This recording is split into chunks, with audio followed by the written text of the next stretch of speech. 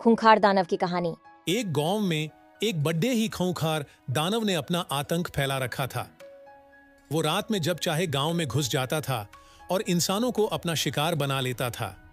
उसकी इस खौफनाक हरकत से गांव का हर इंसान बहुत डरता था। इसलिए उसके आतंक से छुटकारा पाने के लिए सारे गांव वाले इकट्ठे हुए। काफी देर तक बातचीत करने के बाद भी गांव वालों के पास कोई समाधान नहीं निकलता। उस विशाल दानव से लड़ने के लिए कोई भी सामने नहीं आ रहा था। दानव के सिर्फ नाम से ही गांव वालों के बीच दहशत फैल जाती थी, इसलिए उससे टकराने की हिम्मत कोई भी जुटा नहीं पा रहा था। बिना किसी समाधान के ही सारे गांव वाले अपने अपने घर निकल जाते हैं। रोज की तरह खूंखार दानव गांव में आता है। उसकी आहट सुनते ही सब अपने अपने घरों के दरवाजे बंद करके छुप जाते हैं। दानव ताजा मांस की तलाश में गांव के चक्कर लगाने लगता है। तभी उसको इंसानी मांस की सुगंध आई। इंसान की सुगंध सूंघते सूंघते दानव जंगल की ओर निकल जाता है। वहां जाकर वो देखता एक आदमी पेड़ेज के नीचे सो रहा है। उसे देख दानव बहुत खुश होता है। इतने में वो आदमी उठ जाता है और अपने सामने इतने विशाल दानव को देखकर घबरा जाता है और अपनी जान की भीख मांगने लगता है। जब उसे समझ आ जाता है कि दानव उसे छोड़ेगा नहीं, तो वो उससे बचने के उपाय के बारे में सोचने लगता है। थोड़ी देर बाद उसे अपने दादी के सिखाए गए मंत्रों की याद आती है, जिससे वो किसी की भी आंखों में जलन उत्पन्न कर सकता था। तभी उसने मंत्रों को इस्तेमाल करने की सोची। हो जाए इस दानव की नसों में हलचल और हलचल से उत्पन्न हो इसकी आंखों में जलन। आदमी के मंत्र पढ़ते ही दानव की आंखों में जलन होने लगती है और वो जोर जोर से चिल्लाने लगता है।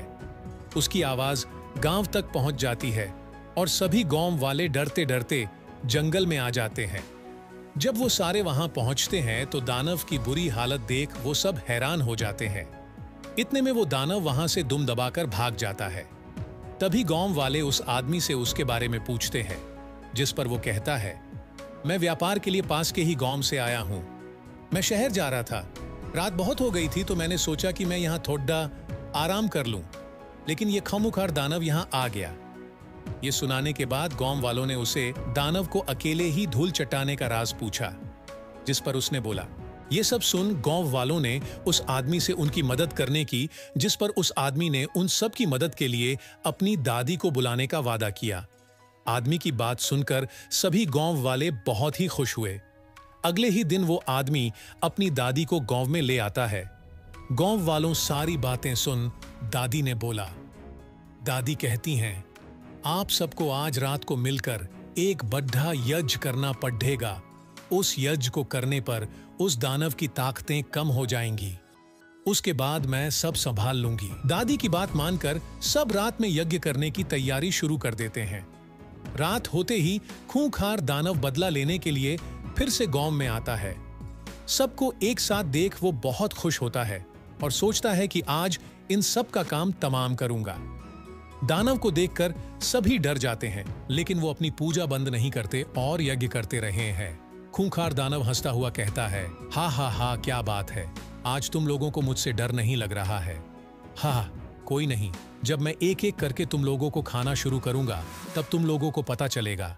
लेकिन जैसे ही दानव उनके पास जाता है तो उसकी शक्तियां कमजोर पड़ने लगती हैं, जिस वजह से उसका शरीर हिल भी नहीं पाता और वही गिर जाता है। इतने में दादी वहां आकर दानव को वहां से चले जाने के लिए बोलती है, लेकिन दानव गांव छोड़ने के लिए साफ मना कर देता है और सांप से बदला लेने की भी धमकी देता है, जिस पर दादी उसे बोलती है, मुझे पता है तेरी जान तेरी नाभि में है।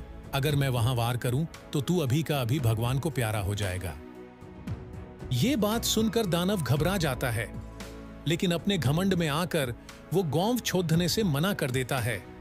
ये देखकर दादी को बहुत ही गुस्सा आता है और वो दानव की नाभि पर अपने जादुई डंडे से वार कर देती है और दानव वहीं मर जाता है।